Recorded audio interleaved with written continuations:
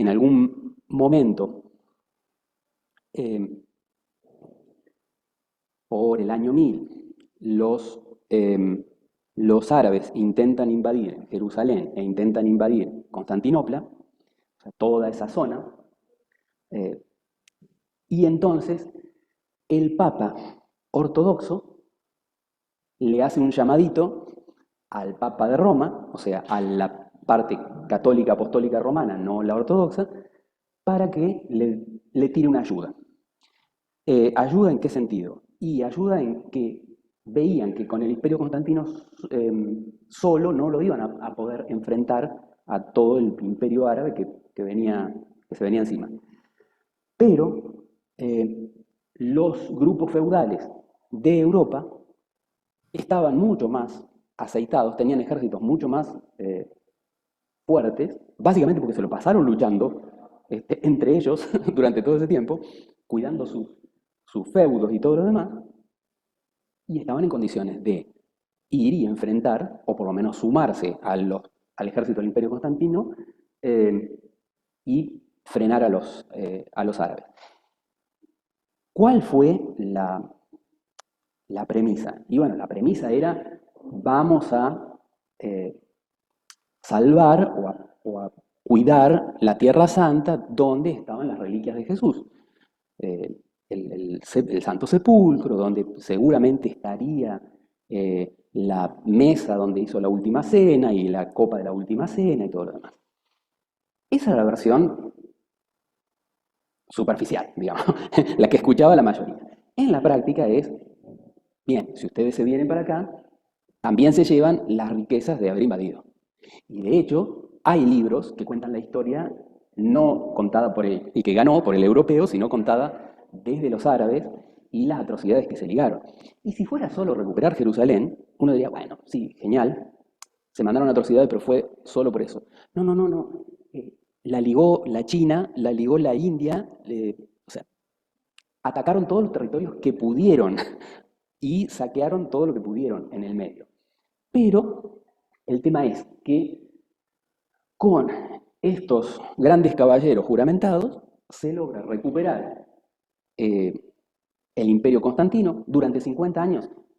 El Papa de Roma lo recupera para sí, o sea, se saca de encima del Imperio Constantino a a la Iglesia Ortodoxa, pero como todo, digamos, el pueblo seguía teniendo una postura de la Iglesia Ortodoxa y entonces al tiempo, por conveniencia política, conviene retomar la postura ortodoxa y dejar de lado, digo, los convenios entre los reyes y las religiones siempre van en paralelo a qué nivel de fuerza en el sentido de convencer a las masas de las decisiones poco agradables que voy a tomar. Entonces, tenés un intermediario que es el que te va a decir, bueno, este personaje es un iluminado por Dios, eh, baja la cabeza y respetá. O sea, de hecho, no es casual que quedara esa conciencia de que la familia de los reyes o la familia de los nobles no son iguales que el resto. Entre otras cosas, por ser ungidos por Dios, son gente de sangre azul. Y el mito de la sangre azul es porque, básicamente porque el campesino, que se cortaba re seguido, que sangraba y todo lo demás, veían su sangre roja. Pero los nobles rara vez lo veías con una cortadura. Y es más, rara vez lo veías bronceado, porque no tomaban sol por nada del mundo. Entonces, si vos les mirabas las venas, tenían una leve coloración azulina. Entonces sale todo un mito de son gente de sangre azul. Y como había poca chance de que vos cambiaras de lugar en la escala social, los cuentos de época, ¿en qué se basaban? Y en la eh, posibilidad única e inesperada de que de que algún príncipe azul, ¿sí? O sea, de sangre azul, te viera al recorrer los caminos, se prendara de vos y entonces te hiciera su princesa y luego su reina. Digamos, todos los cuentos de época venían por ese lado buscando el príncipe azul. ¿Eh? Nada, una digresión, solo por comentar contextos. El tema es que principalmente los templarios, de entre los grupos de caballeros, principalmente los templarios, que eran reconocidos por ser extremadamente severos con ellos mismos, o sea, de cumplir la palabra, de seguir la palabra de la Biblia, y además eran muy feroces como soldados, eh, fueron los que hicieron, principalmente ellos, la primer cruzada, o sea, el romper las aguas, digamos, de todos estos árabes que habían invadido. Los templarios llegan hasta Jerusalén, liberan el terreno a Jerusalén, pero cuando se vuelven, esto ya lo había comentado, pero lo estoy retomando, pero cuando se vuelven, en vez de volver hacia Francia y a Inglaterra, de donde habían salido la mayoría, vuelven pasando por Roma. Hablan con el Papa, se vuelven a sus lugares de origen, pero a partir de que se volvieron a su lugar de origen, los caballeros templarios comenzaron a hacer un montón de cosas que hasta ese momento estaba prohibida.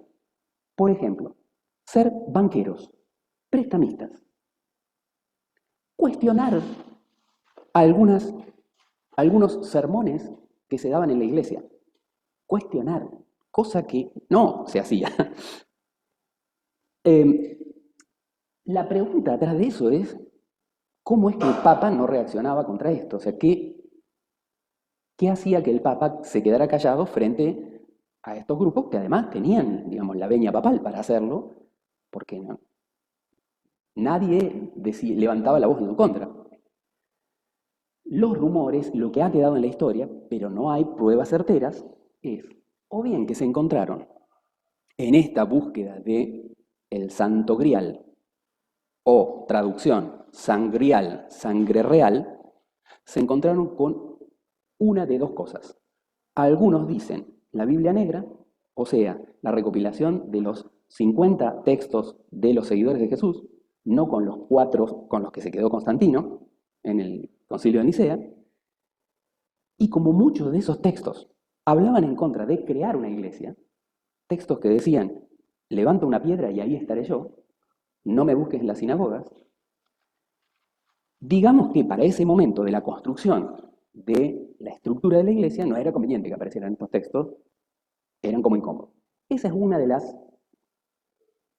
los supuestos.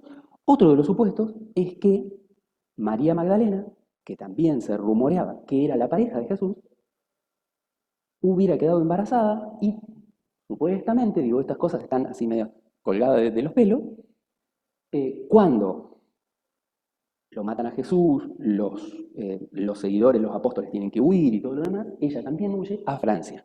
Y que por eso los templarios franceses tenían ya algún dato al respecto y todo lo demás, y lo que hacen es corroborarlo. Nada, eso queda en un limbo de vaya a saber qué pasó. Lo real es que los templarios se tomaron atribuciones y nadie les decía ni chito. Ni chito hasta que llegaron cartas selladas a los caballeros de Malta para que sean abiertas el viernes 13 de octubre de 1307. Abren las cartas y en las cartas decían, maten a todos los templarios. Directiva del Papa. Y entonces, por eso es que queda en el costumbrismo, esta cosa del viernes 13 como día de mala suerte. Porque de eso sí está documentado, la matanza que se hizo fue ferocísima. No solo porque los mataban, sino porque los torturaban para conseguir los datos de dónde estaba el resto de los templarios. Tan así ha quedado pegada la iglesia que, al día de la fecha, todos los años, el Papa tiene una reunión con los caballeros de Malta para fijar los lineamientos políticos. Los caballeros de Malta, hasta hace unos años atrás, no tenían país. O sea, eran del orden de, creo que son 5.000 personas, una cosa así, y no tenían país. Habían hecho gestiones para constituirse en un país dentro de las Guayanas francesas, en su momento, y terminaron consiguiendo, en acuerdo con la República Italiana, para cuando fue república, consiguiendo la isla de Malta, actual isla de Malta, y ahí residen entre comillas, porque los caballeros de Malta tienen visa ilimitada. se pueden mover por el mundo sin que nadie chequee qué llevan y qué no llevan. Si teníamos poco con eso, haber tratado de matar a todos los templarios y que no se sabe si 8 barcos o 12 barcos se escaparan con los templarios que pudieron huir desde las costas de Francia y no se sabe a dónde fueron, eh, todavía encima, unos añitos después, 40 años después, un barco que sale de Crimea. Crimea, para ustedes que están ahí y no ven dónde señalo, bueno, por ahí más o menos se ve dónde estoy señalando. Estamos hablando de dentro del Mar Negro, ¿sí? Hay como una isla grandota dentro del Mar Negro, eso es Crimea. Lo cierto es que desde esa isla de Crimea, con esto que yo les comentaba de que se hace comercio y entonces el comercio pasa por ese estrecho que es donde está Constantinopla y todo lo demás, bueno, un barco viene, pasa por ese estrecho de Constantinopla y llega a la isla de Sicilia. Contexto. A ver, por esa época la gente no se bañaba muy seguido. Una reina francesa hizo alarde de lo limpia que era porque se bañaba 2 veces al año. Normalmente lo que hacían era enjuagarse el cuerpo por partes y nada más. Pero así como, estuve 3 meses peleando con la misma armadura puesta sin sacármela durante los 3 meses, vengo, entonces me la saco y me higienizo un poco, me paso un trapo mojado. Los castillos no tenían baño dentro del propio castillo. Había un retrete afuera del castillo. Si vos querías hacer alguna necesidad dentro del castillo, tenías pelelas y chatas. Y punto. Y se tiran afuera. Cuando vos tenías una fiesta en palacio, agarrabas un salón bien grande y ponías cortinas todo alrededor, las cortinas retiradas 2 metros más o menos de la pared. Porque cuando te daban algún tipo de necesidades urgentes, vos te ibas del otro lado de la cortina donde estaba la servidumbre con chatas y pelelas. Entre otras cosas, por eso es que cortes como la francesa se destacó por la producción de perfumes. Porque había que estar en una fiesta de esas. Entonces, digo, y ese es el contexto dentro de el palacio, que era el que tenía todas a favor para decir que haya limpieza. Eh, Tampoco había cloacas. Las cloacas las tuvieron los romanos, pero para cuando vinieron los nórdicos no tenían la costumbre de la cloaca y no se preocuparon por tenerlas.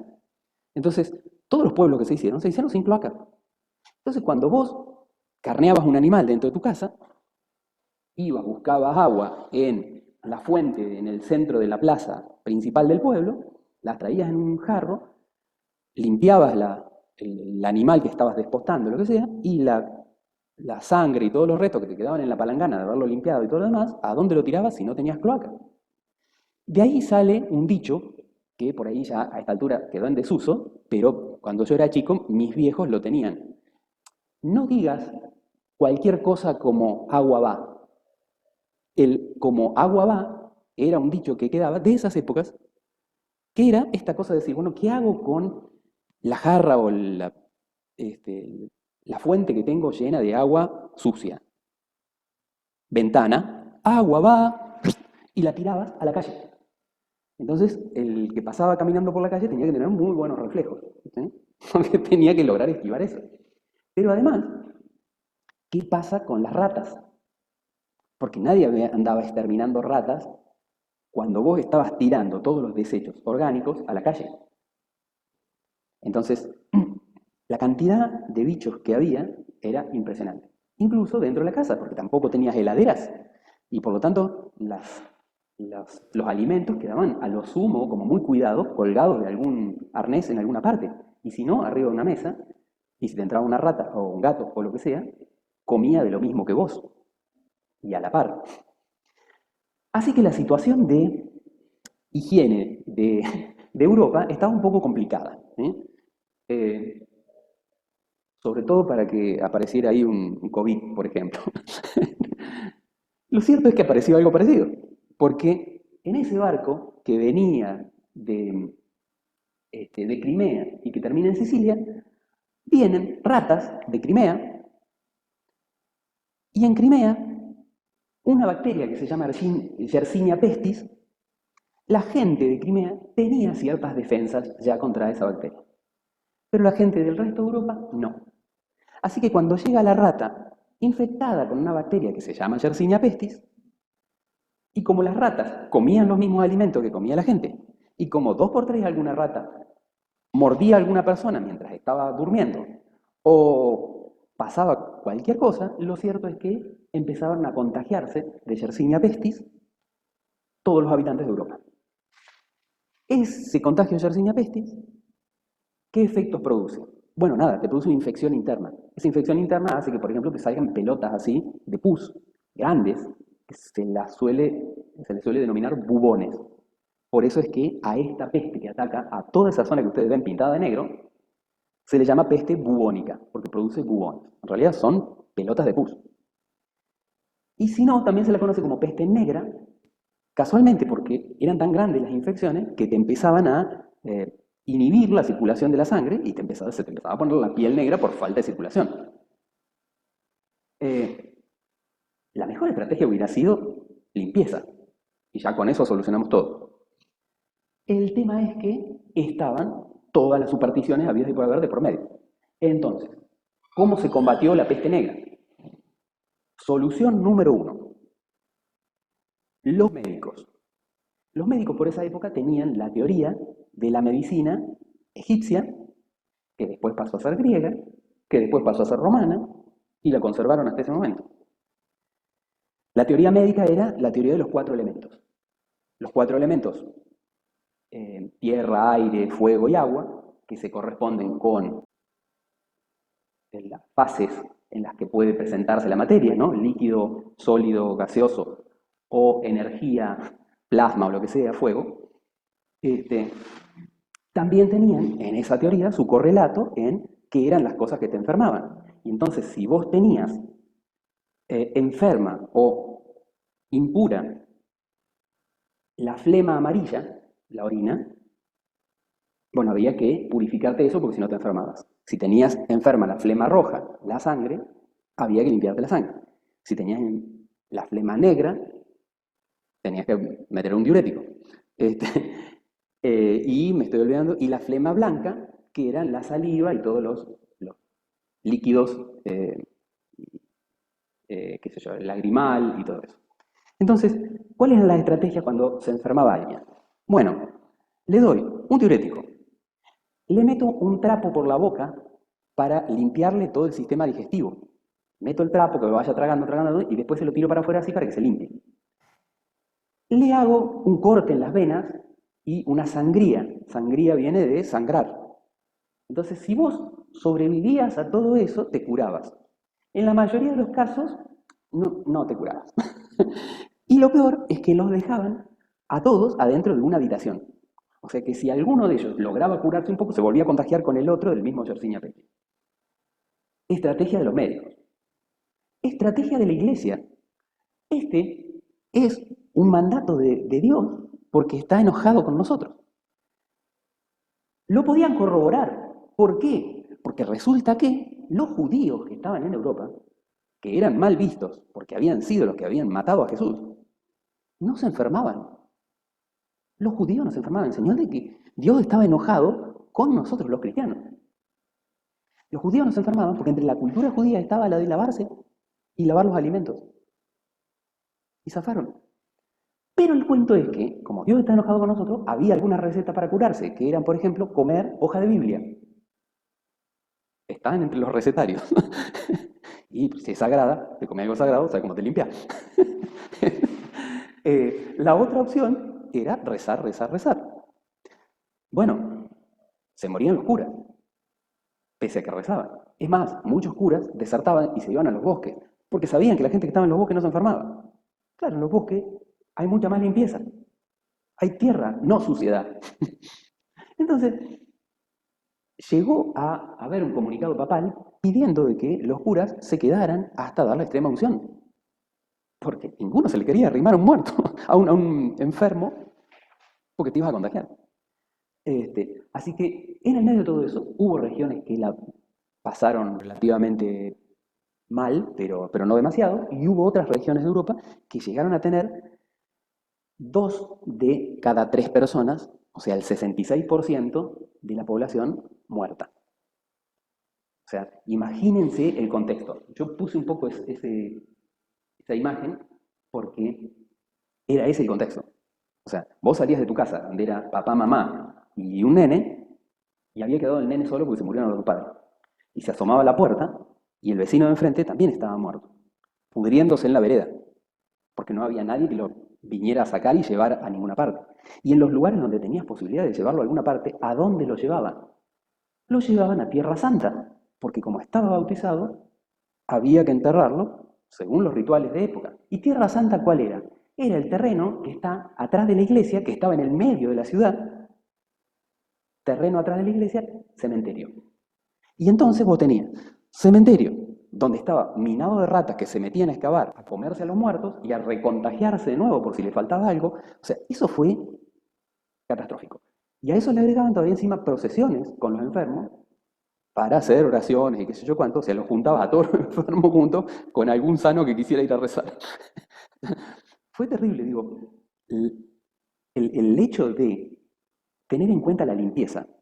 Ojo, estamos hablando de la limpieza cuando, por 1980, Estados Unidos tuvo que poner en funcionamiento un protocolo para que los médicos que operaban se lavaran las manos. O sea, cuando estamos hablando de limpieza, estamos hablando hasta el día de la fecha. Digo, fíjense que nosotros para el COVID tuvimos que decir hay que lavarse las manos. Bueno, así que digo, hasta ahora veníamos, Edad Media, con dos problemitas interesantes. Por un lado, se generó un grupo que ahora quedó en la clandestinidad, que fueron los templarios, que ahora se la tienen jurada a la Iglesia Católica, y por otro lado, una peste negra que le dio a entender al pueblo de que la Iglesia Católica y el Dios que defendían no tenía ninguna respuesta, es más, estaba enojado con ellos, no tenía ninguna respuesta para algo tan terrible como se me muere todo el mundo conocido. Y a eso agregale que el sistema feudal funcionaba en base a que la gente laburara la tierra. Y ahora se te murieron todos los campesinos. O sea, no tenés mano de obra para producir. Con lo cual te aparece otro problema. Y es, ¿de qué se dibuja ahora el noble? Porque antes al rey el noble le servía porque el noble era el que recaudaba los fondos a través de los feudos. Y ahora resulta que los nobles empezaron a dejar de recaudar porque no tienen buena producción, porque no tienen mano de obra. Y tengo que recurrir a comerciar, a buscar cosas afuera y negociarlas con los recursos que yo pueda llegar a tener acá. Así que, a partir de estos inconvenientes, va a aparecer la necesidad de otro tipo de organización social que no sea la feudal, porque el sistema feudal económicamente no me estaba cerrando.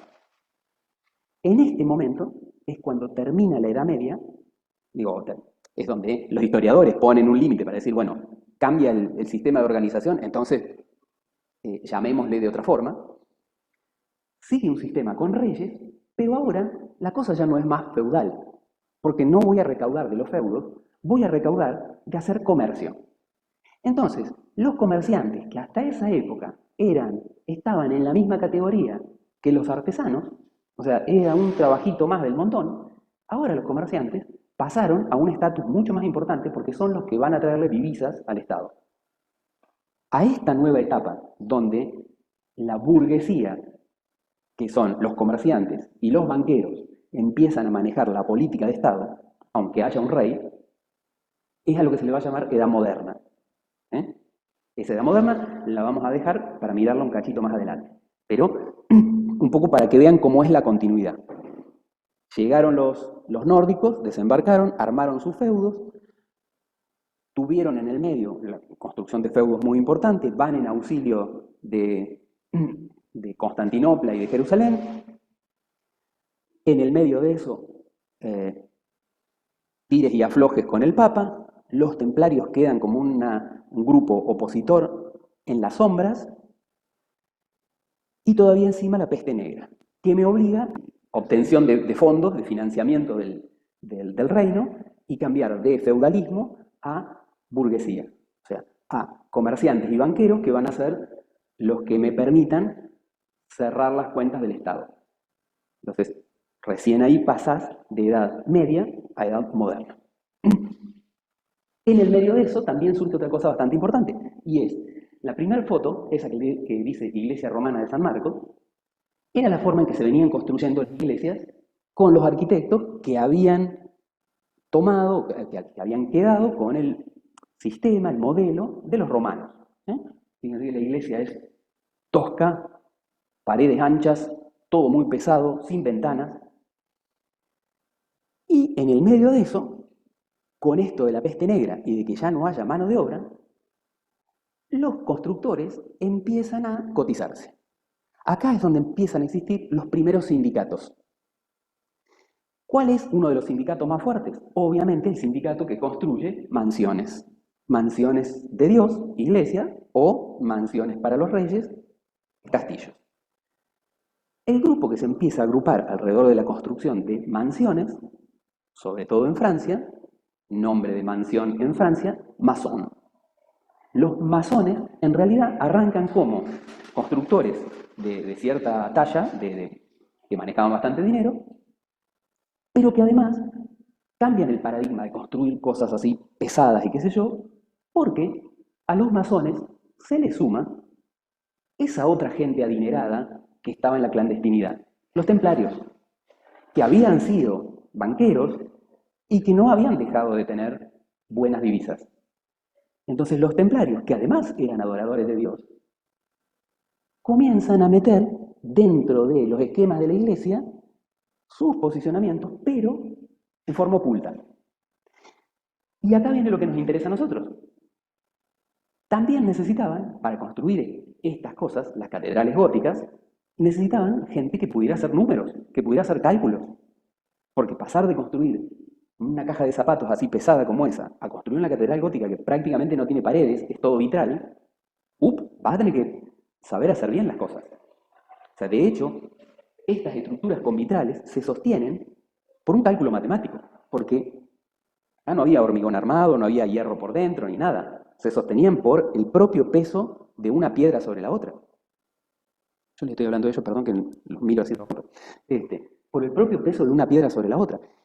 Eso significa que vos no podés hacer piedras verticales y otras piedras horizontales. Tenés que hacer estructuras que vayan haciendo caer el peso muy proporcional hacia los costados. ¿Sí? Entonces, fíjense que todas las aberturas en general son todas con arcos. Porque no había forma de poner una viga. Porque no estaba la tecnología para poner una viga. Pero sí vas a tener que tener el suficiente conocimiento matemático como para poder calcular la estructura, la geometría con la que ibas a tener que distribuir esa piedra para que no se cayera todo.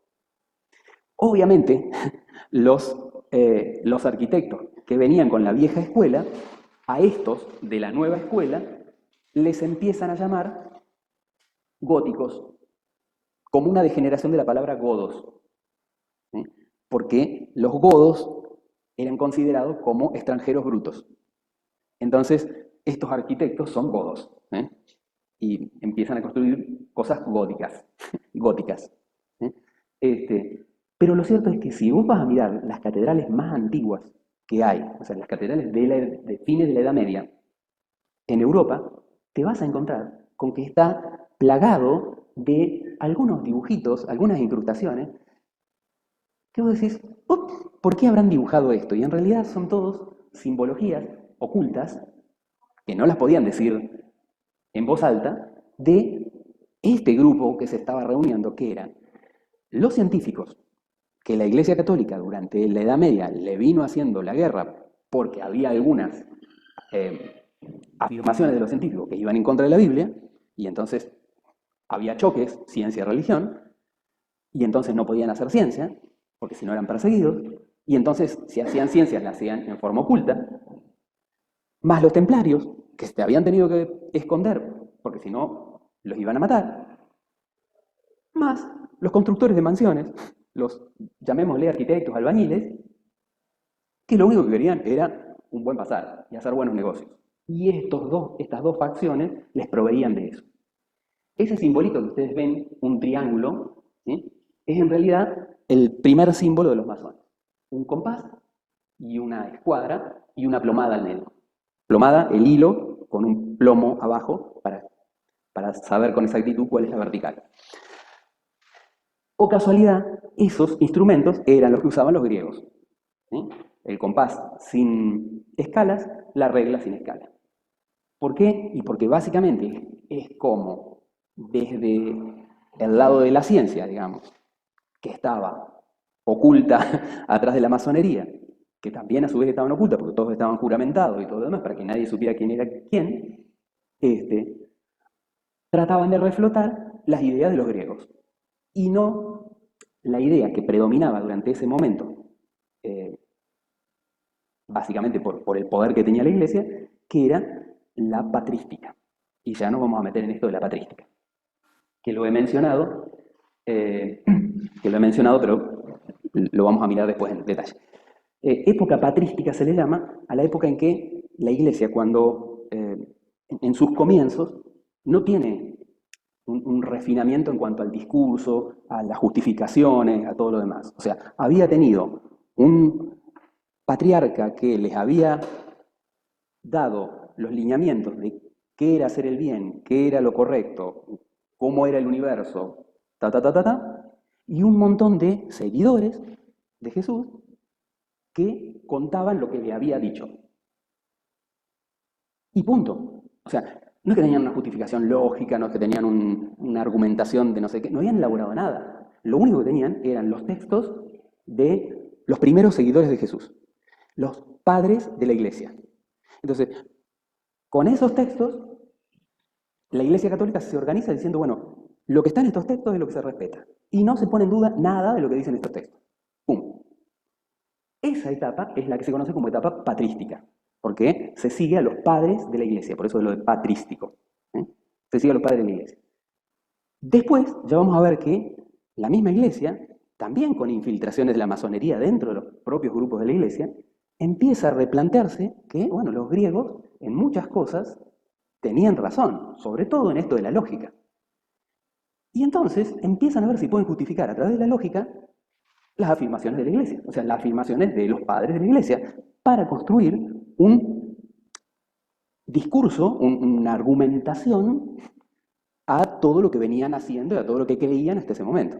Entonces, muy de a poco, no sin peleas internas entre los que seguían sosteniendo la cosa patrística y estos nuevos que empiezan a sostener la postura lógica de Aristóteles, los escolásticos, por esto de escuela, terminan tomando una postura escolástica. ¿Eso quiere decir que todos son escolásticos? No. Hay todavía, te vas a encontrar publicaciones de seguidores de la patrística. Bueno, lo que estaba escrito original es lo que vale, pum, no se discute más nada. Pero, digo, va a haber todo un conflicto al respecto. Lo vamos a mirar después. Por ahora estamos haciendo como una pasada de los lineamientos de cómo se dio la historia y después nos vamos a meter en qué pasa con la matemática y ahí van a ver cómo aparece, cuando se empieza a poner en funcionamiento la lógica durante la época medieval, cómo aparecen los cortocircuitos entre la patrística y la escolástica. Los que van a meter el dedo en la llaga van a ser los matemáticos.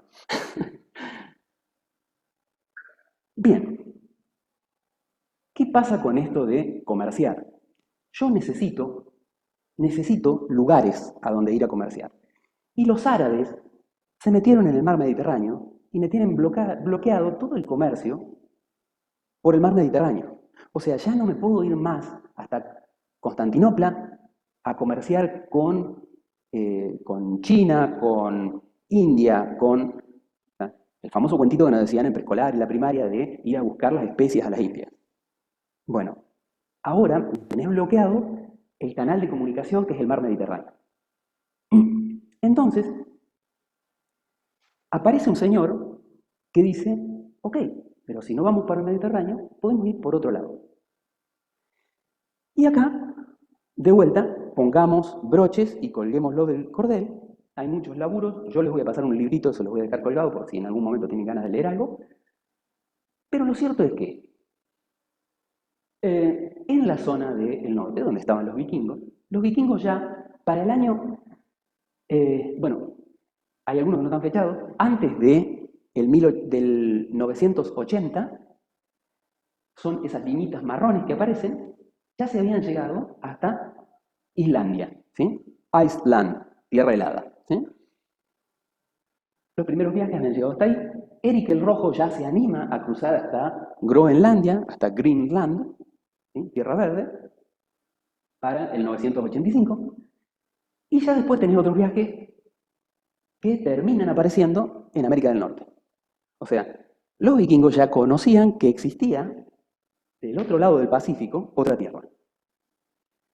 Si ustedes miran el otro mapa, que es de 1418, de Zhang Shi, y ese barco que está abajo, que es una reconstrucción del barco original con el que se hizo el viaje, este es un barco que tiene 140 metros de largo, me parece, no quiero macañarle, y que tiene invernaderos y destiladores dentro del propio barco. Lo hicieron los chinos, y los chinos para 1418 ya habían construido un mapa de todo el mundo, o sea, no solo África y Europa, sino también América. Está bien, vos podés decir, bueno, pero está un poco deforme. Bueno, sí, está bien, pero para hacer un primer viaje no tenía GPS, ni satélite. Sí, sí, este es el mapa de Shaanxi, China. Hicieron una expedición, se recorrieron todo el mundo y ahí tenés el mapa.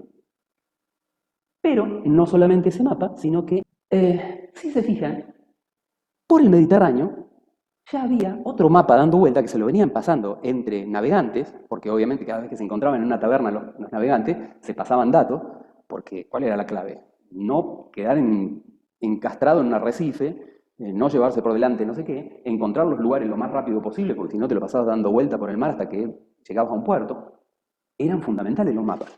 Entonces, se encontraban en una taberna y lo primero que hacían era intercambiar fichitas, a cambio de lo que sea, pero hacían esos intercambios. Así que este mapa, el mapa de Piri Reis, que era un navegante turco, ya andaba dando vuelta en esa época. Si se fijan, el mapa de Piri Reis tiene el oeste de África, tiene la zona de Brasil, acá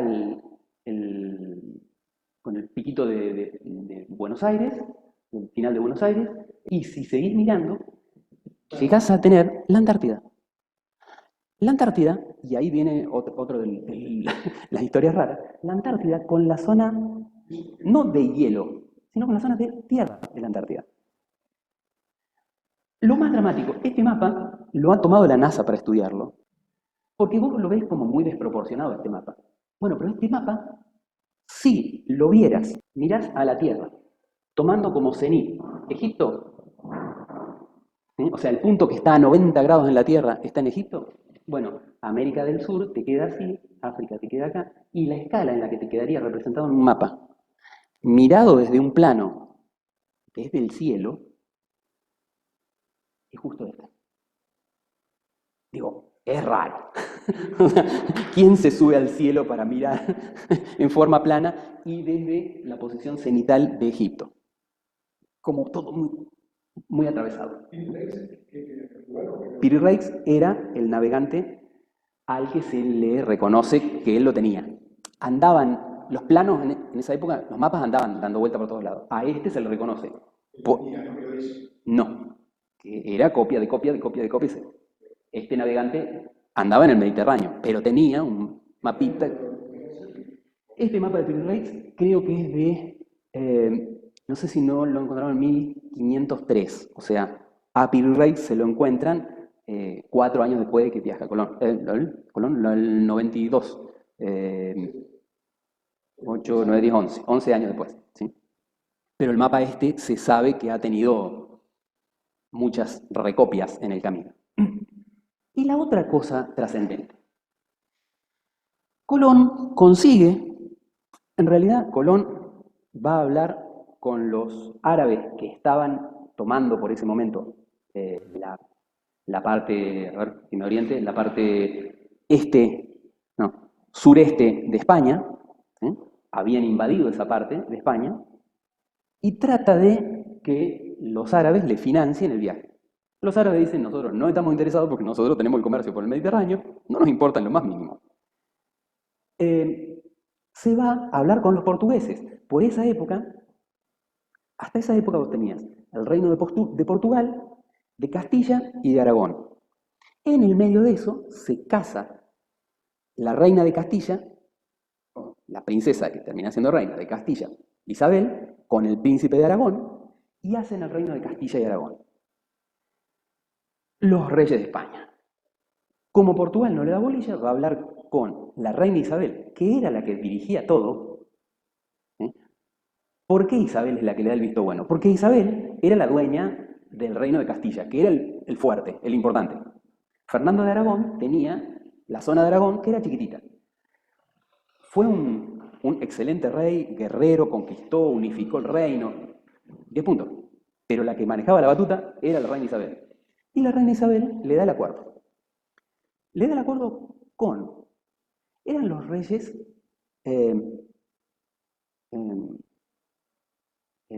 ¿cómo le llaman? Los reyes católicos. ¿Sí? Los reyes católicos. Pero, y acá abrimos un montón de interrogantes. Eran los reyes católicos, pero eran devotos de la Virgen Negra. Qué casualidad, la Virgen Negra era la Virgen que adoraban los templarios. Y resulta que Colón, al que no se le conocía familia, era hablaba un idioma italiano, pero parecía un idioma italiano antiguo, y todo esto digo para que lo pongan con broche, ¿eh? ¿Sí? No es que tenés una data así que te sea contundente, pero hablaba un idioma italiano antiguo, también era devoto de la Virgen Negra.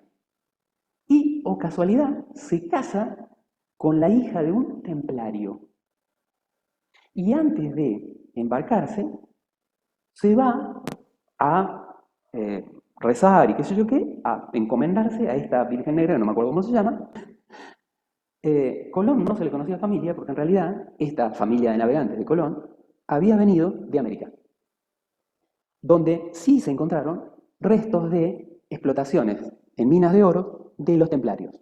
Hay marcas del simbolito templario en las minas de oro, creo que en la zona de Norteamérica, bien, más al norte.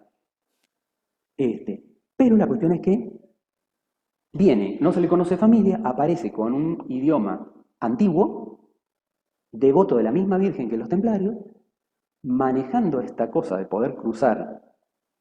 Y las discusiones que tiene con la reina Isabel en el reino no son por las especias ni por llegar a la India.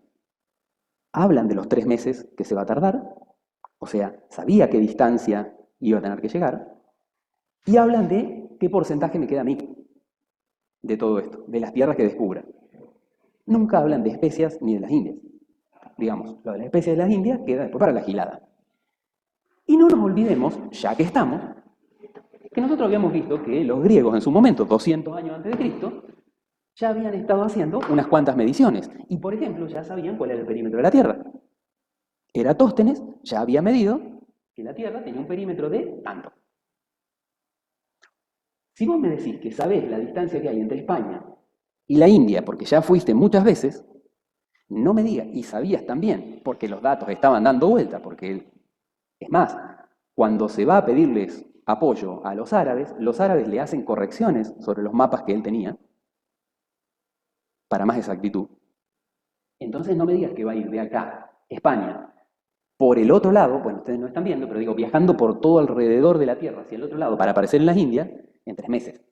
Vos sabés la distancia que hay, y sabés que eso no lo podés recorrer en 3 meses, y que queda muy lejos, y que no te van a alcanzar los víveres. Vos sabías a dónde querías ir a parar. Y si nada de eso te alcanza, hay una evidencia que la tuviste que dibujar desde que ibas a Jardincito, porque cada vez que llegaba el día de Colón, tenías que dibujar las carabelas, que no eran 3, en realidad fueron 2 carabelas y un nao. Un nao es una embarcación un poquitito más chiquitita, pero no podías dibujar las 3 carabelas si no les dibujabas en el medio de la vela la cruz templaria. Todo el tiempo tuvimos la evidencia delante de nuestras narices, la cruz templaria.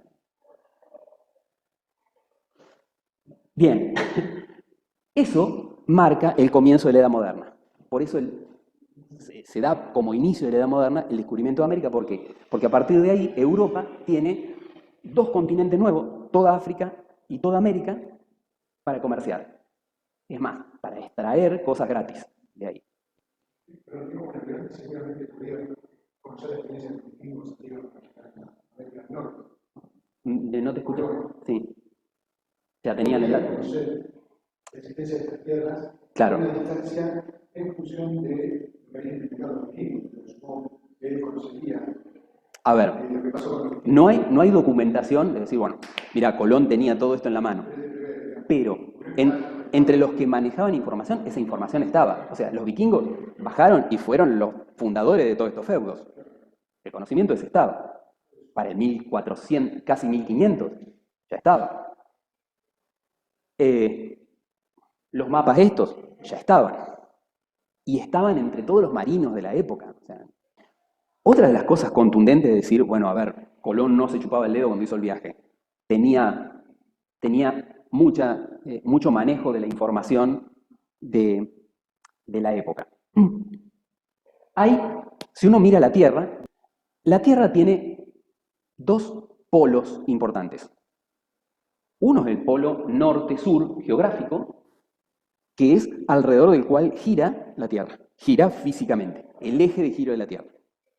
Pero ese polo norte y sur geográfico no coincide con el polo norte y sur magnético, el para donde apunta la brújula. El norte y sur magnético está corrido como 20 grados respecto del polo norte y sur geográfico. Bueno, independientemente de que acá no les puedo hacer toda la historia de la declinación magnética y todo eso, Colón hizo todo el viaje entre Europa y América midiendo la declinación magnética. O sea, cuánto era el corrimiento entre el eje terrestre, el eje de giro de la Tierra, y el eje o la alineación del campo magnético. Que a medida que vos te vas corriendo hacia el norte, la declinación o el ángulo se te va haciendo cada vez más grande.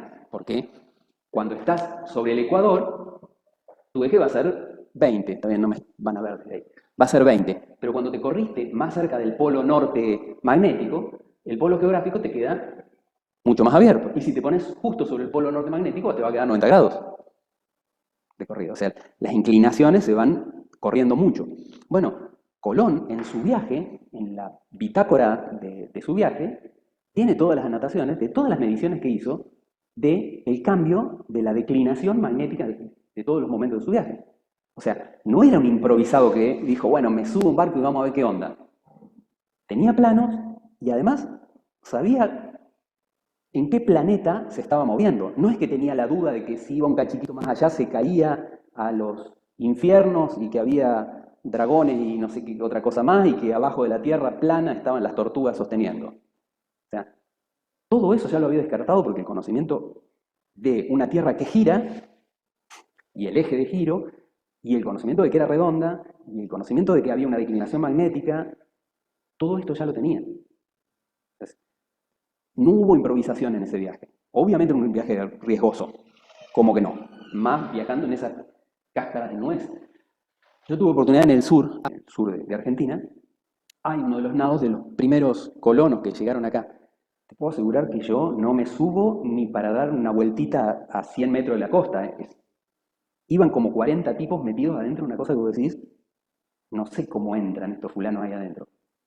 Es muy chiquito, muy inestable estructuralmente, todos apilados. Bueno, nada, pero ahí viajaron.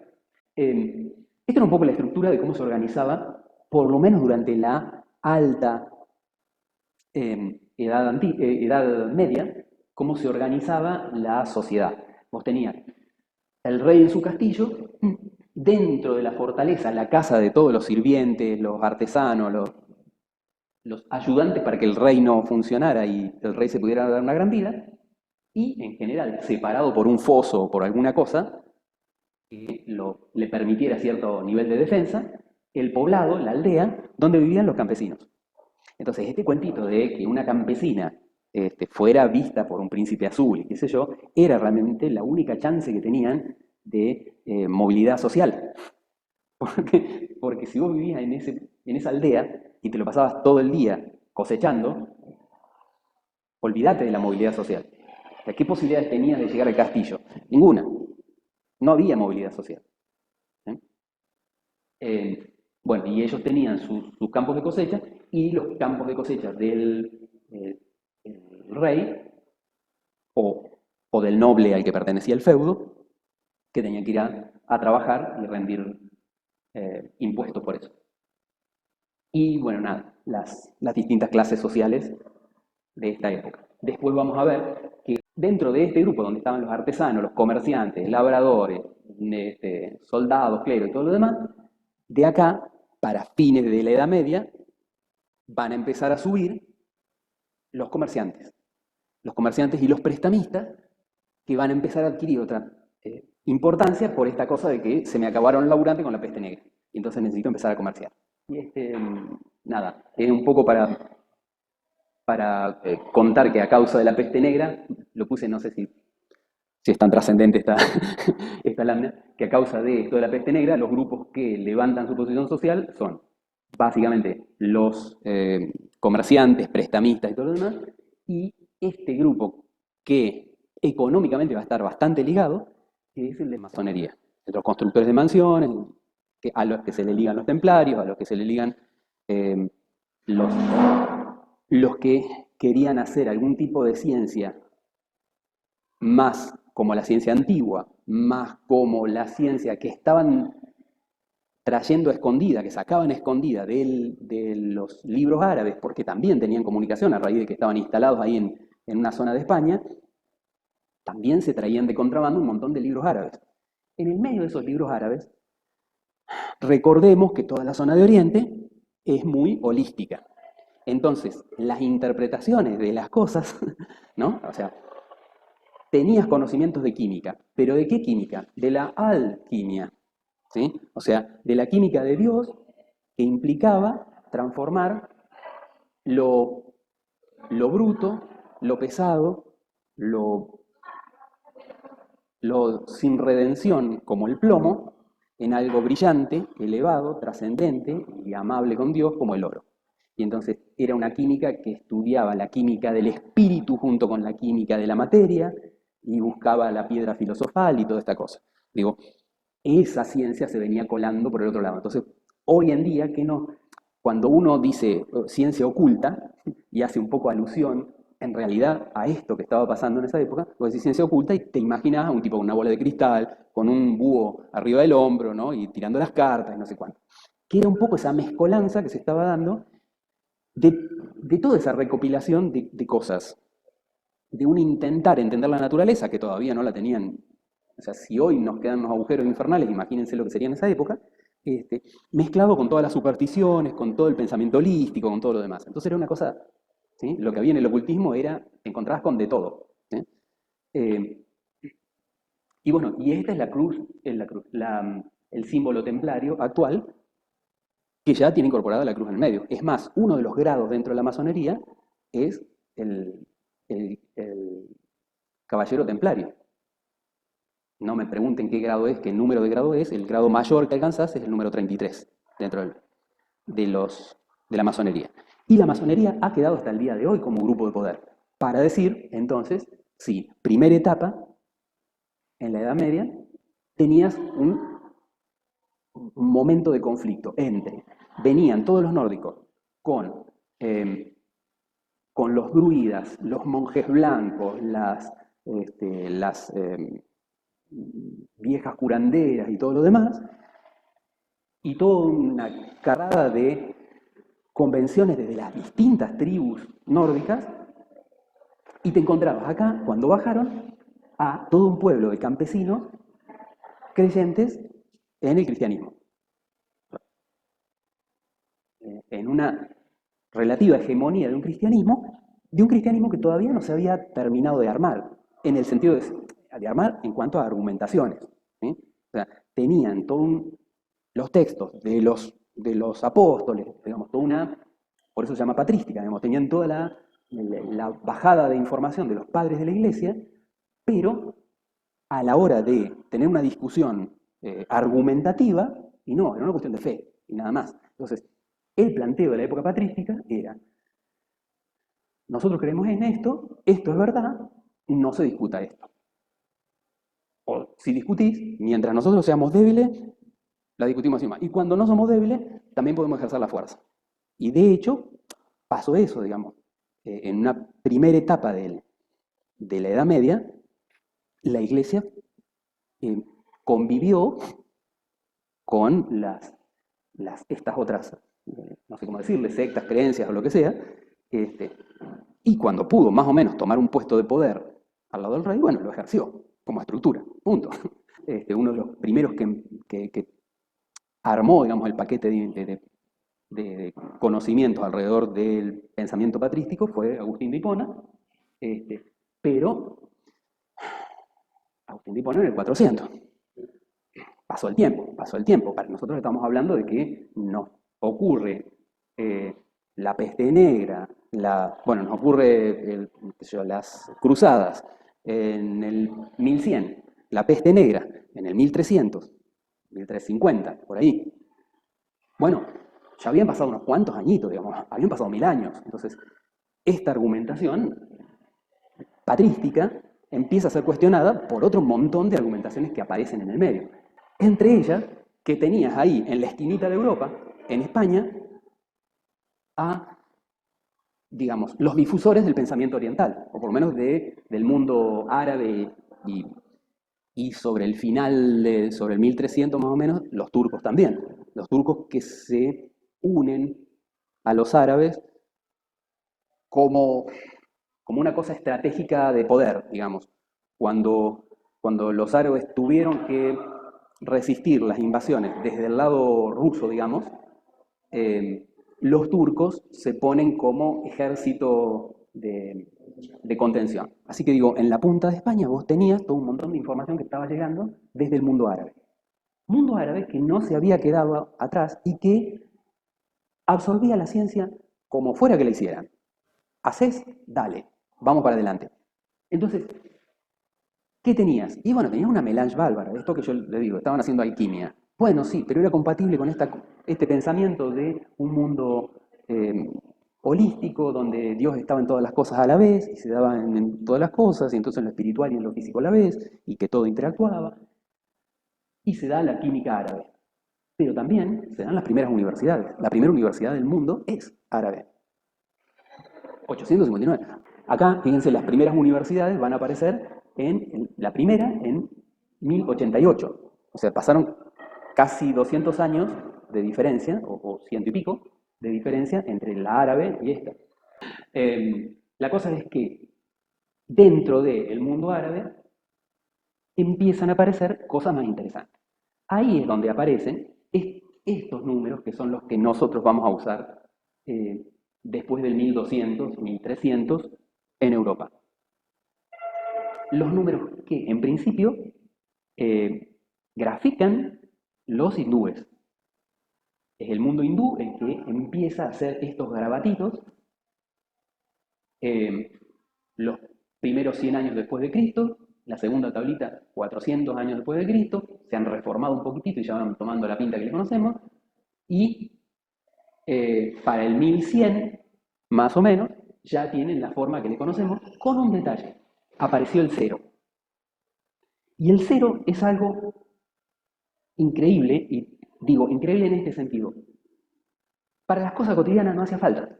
¿Para qué vas a poner un garabato donde no hay nada? Pero para lo espiritual sí. Y como los muchachos eran holísticos, y entonces la matemática tenía que poder representar el mundo de lo espiritual, vos necesitabas una representación para lo santo, lo perfecto. Y en la filosofía hindú, budista, árabe, lo santo y lo perfecto es la extinción. Cero. Donde no tenés nada. ¿Nada de qué? Nada de emocionalidades perversas, nada de intencionalidades mezquinas, nada que te haga buscar algo en particular en tu favor. Alcanzar la santidad es extinguirse. De ahí también sale un poco esta conciencia de, si querés alcanzar la santidad, sé solo un punto, no una recta. Porque una recta te limita a moverte en una dirección. Sé un punto porque podés ir en todas direcciones. Todo de estas corrientes, ¿no? Entonces, ¿cómo grafico, cómo introduzco en el lenguaje de la matemática, que va a ser un lenguaje que me va a permitir entender las cosas del espíritu, cómo introduzco lo extinguido? Bueno, lo extinguido va a ser, y creo que va a ser, no, no, el que va a incorporar el símbolo de lo extinguido como un circulito, va a ser Bhaskara 1, que no es el Bhaskara de la demostración del algoritmo de Bhaskara, el de la cuadrática, ese es Bhaskara 2, que viene, no sé si 50 años después, una cosa así. Pero el Bhaskara 1 es el que introduce así, empieza a graficarlo él y queda como el cerito. ¿Mm? Bhaskara árabe, lo introduce después. Aryabhata, hindú, es el tipo que empieza a resolver ecuaciones lineales. Ecuaciones lineales del tipo ax más c o ax menos c. Y de hecho, desde la geometría también resuelven ecuaciones lineales. ¿Cuál es el detalle? No conectan, por esa época, era muy temprano todavía, no conectan álgebra con geometría. Entonces, todavía, yo digo ecuaciones lineales, pero porque nosotros estamos hablando en el diario del lunes, digamos, resuelven estas cosas, pero no saben que en realidad representan geométricamente una línea recta. No se van a enterar, no nos vamos a enterar hasta el 1600. ¿Por qué? Porque en el 1600 va a aparecer un muchacho que también va a pensar filosóficamente, que va a ser Descartes, se escribe, que va a crear los ejes cartesianos. ¿Y por qué crea los ejes cartesianos? Porque va a ser un tipo que va a decir, las descripciones hay que hacerlas desde un observador. Y entonces el observador tiene que ser el punto de origen de todas las descripciones. Y construye un sistema para tener un punto de origen y mirar desde ahí las cosas. O sea, fíjense cómo uno siempre tiene la matemática como si fuera una herramienta, una pinza, una llave, qué sé yo. Y en realidad es mucho más que eso.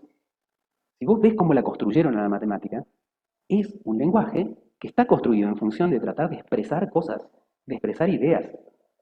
Entonces, no es inofensiva.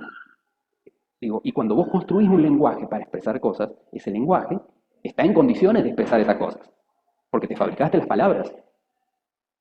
Entonces, guarda con creer solamente que hacer matemática es tiro el enunciado de un teorema y lo demuestro. Es todo lo que hay detrás de la interpretación de esas cosas.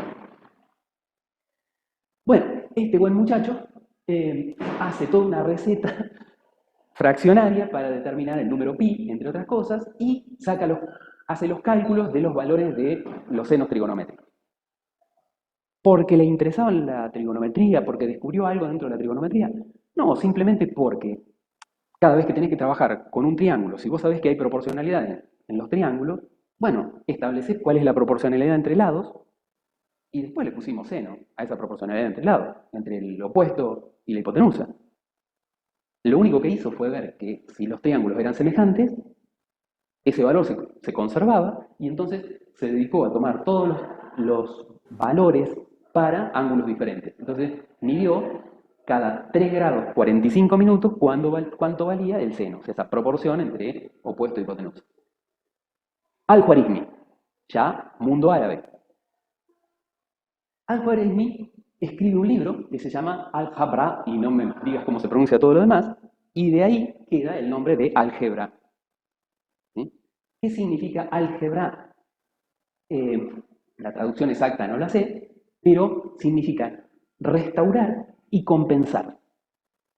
¿De dónde viene? En realidad viene de la medicina árabe, porque era la forma en que los médicos resolvían esto de, en las quebraduras, restaurar, o sea, reacomodar los huesos y compensar la parte que faltaba con algo. Y don Al-Khwarizmi piensa esto que se le va a ocurrir de la misma forma. Dice, primer rengloncito, la ecuación 5 por 2 menos 40x más 7 igual a 15, dice, eso es equivalente, o sea, la puedo restaurar porque está desordenada, es equivalente a que yo pase el 40 para el otro lado. Esa restauración, ¿cómo la hace? Bueno, la hace de la misma forma en que nosotros aprendimos la justificación de cómo es el pasaje de término. Él dice, si yo sumo 40x de un lado y del otro, se me van a compensar, entre paréntesis, y acá viene la segunda parte, se me van a compensar el más 40 con el menos 40 y por lo tanto van a desaparecer y me va a quedar un más 40 del otro lado. Lo que nosotros hacemos para hacer pasaje de término. Lo que pasa es que después lo automatizamos y ya no lo pensamos más. ¿eh? Pero digo, este paso, si querés, hoy lo mirás como inocente, fue el fundamental, porque te permitió de algo que hasta ese momento eran fórmulas, pasar a operaciones. Vos podés empezar a trabajar con valores y variables y acomodarlo de la forma que te interesa. Y la compensación era esto de decir, bueno, si yo tengo un 7 sumando de un lado, un 15 sumando del otro, lo puedo compensar a uno con el otro y dejar solo el 8, o sea, la resta de los dos. O sea, hacer como que paso el 7 que está sumando restando el otro lado. O resto de los dos lados menos 7. Las variables, ya fíjate que las vienen usando los hindúes también.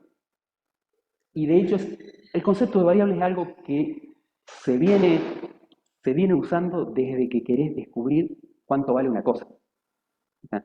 Lo que se empieza a complejizar es esto de que esa variable te quede cada vez más entrelazada con otros términos. Pero digo, cuando vos pensás en cómo hacían la multiplicación los sumerios, y en realidad A por B era tu variable a descubrir, y hacías todo un lío de números. ¿sí? Todo eso de cómo se va construyendo el álgebra en la India y en Arabia ocurre mientras en Europa estaban en la Edad Media, pero en la Alta Edad Media con un posicionamiento escolástico. Entonces, en ese posicionamiento escolástico, la ciencia no tenía cabida en tanto que no era una forma de llegar a las verdades. Entonces, y si todavía encima decías alguna verdad incompatible con los que tenían el poder de turno, y no las ibas a pasar bien. Hubo ciudades donde se los toleró y hubo otras donde se los quemó en la hoguera y hubo otras donde se los torturaba hasta que declaraban que eran sacrílegos y qué sé yo qué. Digo, y hay museos de los elementos de tortura que se usaban. Y que yo digo, es esta cosa de, inevitablemente, no importa pienses como pienses, cuando tenés el poder, las cosas cambian. Entonces, bueno, durante toda la etapa escolar patrística, básicamente el desarrollo de la matemática se dio en Arabia. ¿Ya es la hora? Ups, justito. Bueno, cierro con esto. Después de eso, la misma iglesia va a empezar a tener gente que empieza a mirar lo que le llega a través de España, de esta matemática que decía cosas, de la lógica de Aristóteles, de una forma de pensar la existencia de el cuerpo y alma todo en uno, que no la tenía la patrística, porque la patrística tenía un posicionamiento muy del tipo platónico, o sea, el alma y el espíritu están en otro plano, por allá arriba. Alcanzar a Dios lo alcanzás solo cuando te morís, no podés convivir con, porque tu alma no está en este plano. Entonces, la patrística era como más platónica, y la misma iglesia empieza a ver que la mirada aristotélica de los seres en cuerpo y alma, todo aquí, les es más funcional para explicar cosas como, por ejemplo, la redención de Jesús en cuerpo y alma. Necesitó, comillas, llevarse su cuerpo